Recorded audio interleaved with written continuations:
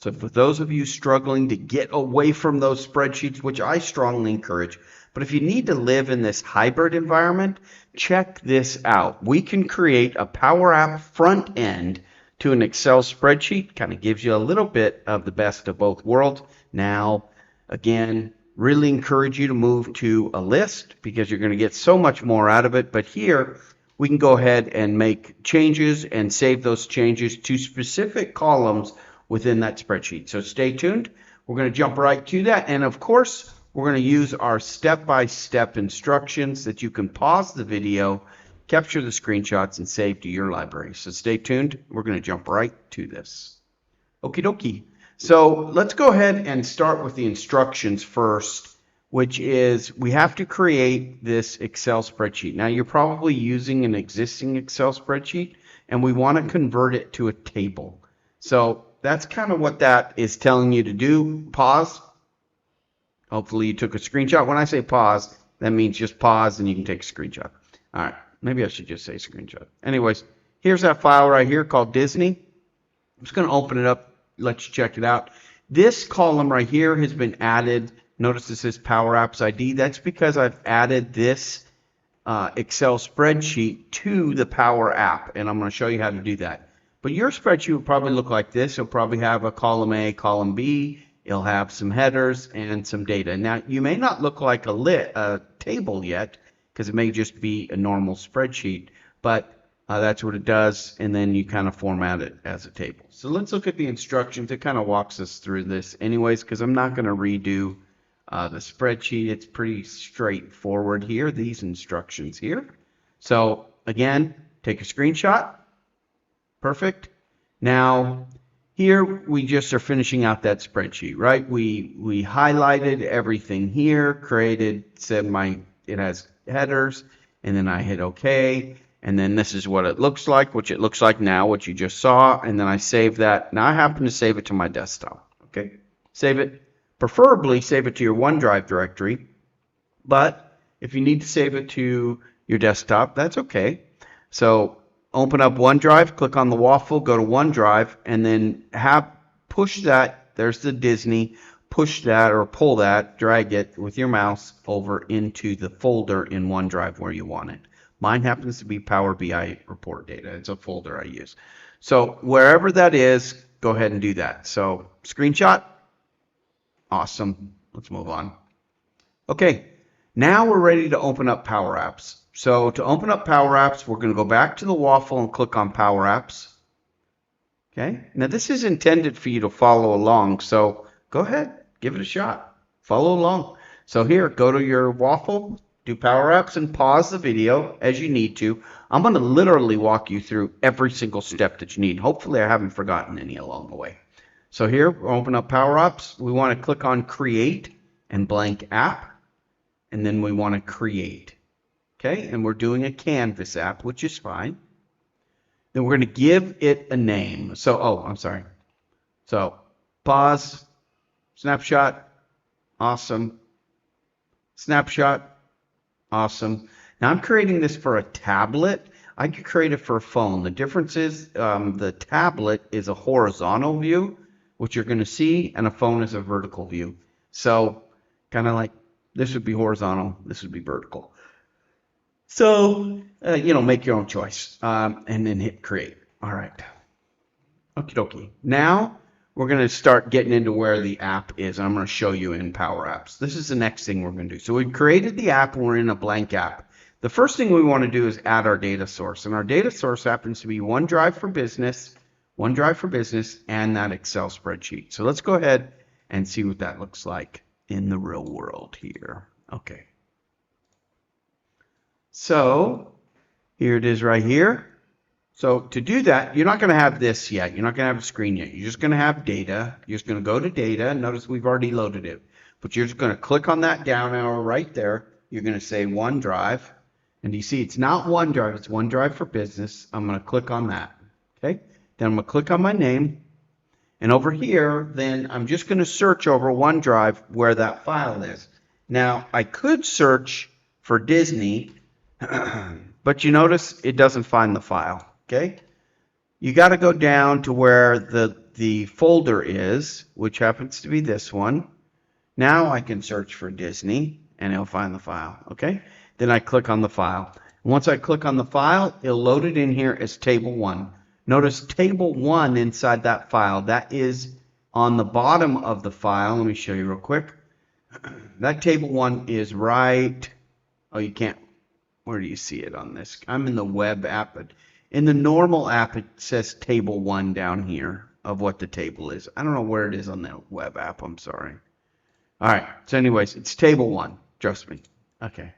So, and by the way, the default when you convert over is table 1. And when you add this as a drive, it's going to show the tables that are available. Table 1 is usually the default. Okay.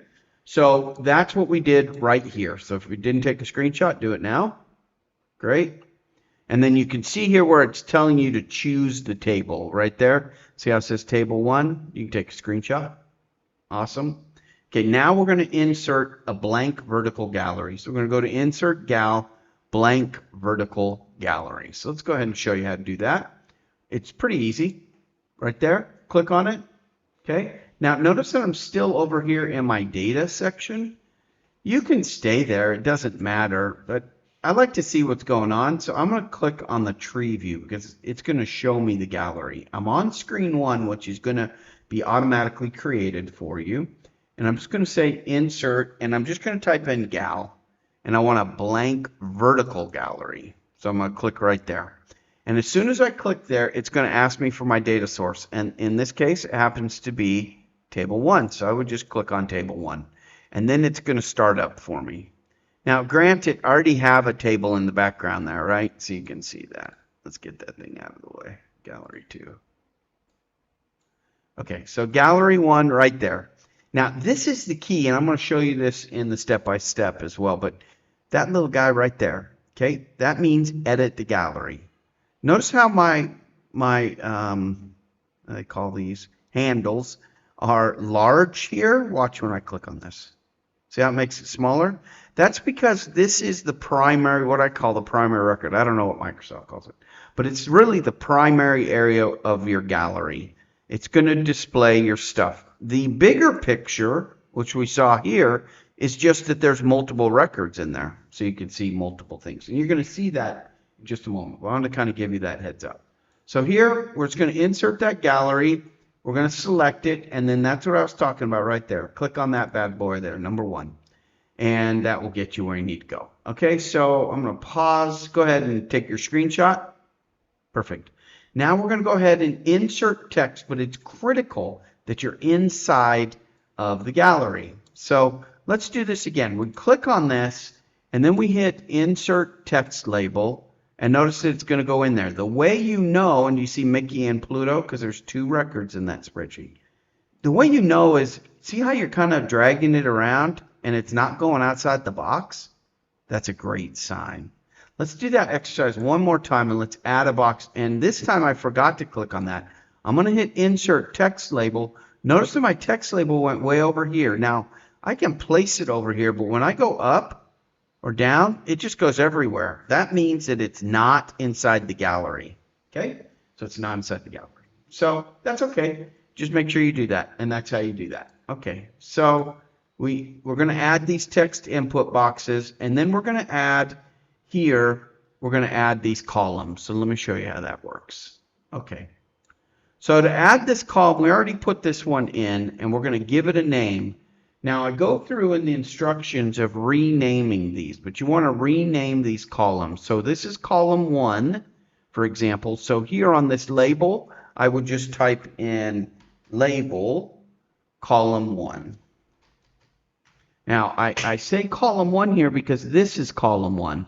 And when I do a save action, I need to know the actual name of the field. So this will save you some time in the future. And then there we go. To copy this, I can just click on it once, Control C, Control V. Control C for copy, Control V for paste. And make sure you stay inside the box. There's a good gut check there. Notice there's my second column. I'm just going to go in there. I'm going to push back. I'm going to say column 2. There it is. It appears. And there we go. Now, I did name my columns column. They don't have to be named column. They could be anything. They could be name, title, address, whatever. Okay. So there we go.